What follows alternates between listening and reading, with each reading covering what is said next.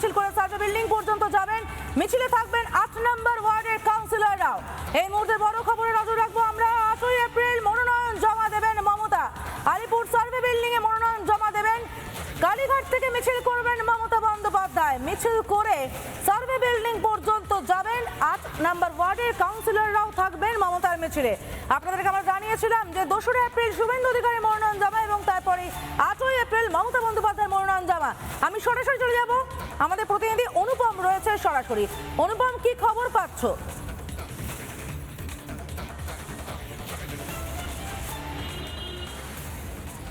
দেখো, তোমায় জানিয়ে রাখি, হাই ভোল্টেজ বিধানসভা কেন্দ্র যদি ধরো তাহলে ভবানীপুর। নিঃসন্দেহে সম্মুখে লড়াই হচ্ছে মমতা বন্দ্যোপাধ্যায় এবং শুভেন্দু অধিকারী।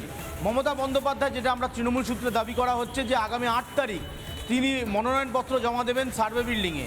কালীঘাটে তার বাড়ির থেকে এবং সার্ভে বিল্ডিংয়ের দূরত্ব কয়েক কিলোমিটার রাস্তা। এই রাস্তা জুড়েই তৃণমূল কংগ্রেসের একটা বড় মিছিল যাবে, এমনটাই তৃণমূল কংগ্রেসের তরফ থেকে বলা হচ্ছে।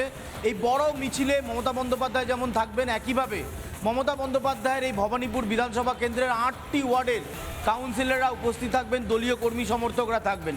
তাদেরকে সাথে নিয়েই মমতা বন্দ্যোপাধ্যায় 8 তারিখ, এখনও সময়টা নির্ধারিত হয়নি, তবে বেলা 12টার পর তিনি যাবেন মনোনয়ন দিতে। তুমি জানো যে 2 তারিখ মনোনয়নপত্র জমা দেওয়ার কথা রয়েছে। রাজ্যের বিরোধী দলনেতা শুভেন্দু অধিকারী তিনিও ভবানীপুর বিধানসভা থেকে এবারে প্রার্থী।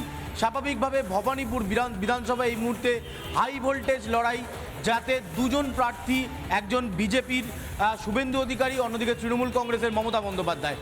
স্বাভাবিকভাবে দুজনেই এপ্রিল মাসের প্রথম সপ্তাহ এবং দ্বিতীয় সপ্তাহের মধ্যেই মনোনয়ন দিচ্ছেন। 2 তারিখ শুভেন্দু অধিকারী দিচ্ছেন এমনটা জানা যাচ্ছে, আর 8 তারিখ দেবেন মমতা বন্দ্যোপাধ্যায়। স্বাভাবিকভাবে ওই দিন একটা বড় মিছিল কালীঘাট থেকে সার্ভে বিল্ডিং অবধি যাবে। তারপর মমতা বন্দ্যোপাধ্যায় সেখানে মনোনয়ন দেবেন। তার সাথে থাকবেন ফিরহাদ হাকিম এবং তার সাথে আরও সহযোগী 7 জন কাউন্সিলররা। ফলে সব মিলিয়ে আগামী 8 তারিখ মনোনয়নপত্র ভবানীপুরের জন্য দাখিল করতে চলেছেন মমতা বন্দ্যোপাধ্যায়।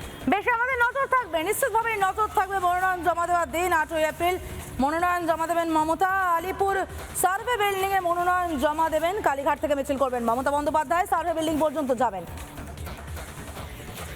মিছিলে থাকবেন 8 নম্বর। নানা ধরনের কন্টেন্ট দেখার জন্য লাইক করুন, শেয়ার করুন আমাদের ফেসবুক পেজ, সাবস্ক্রাইব করুন আমাদের ইউটিউব চ্যানেল। পাশাপাশি অন্যান্য ব্রেকিং নিউজের জন্য অবশ্যই চোখ রাখুন রিপাবলিক বাংলায়।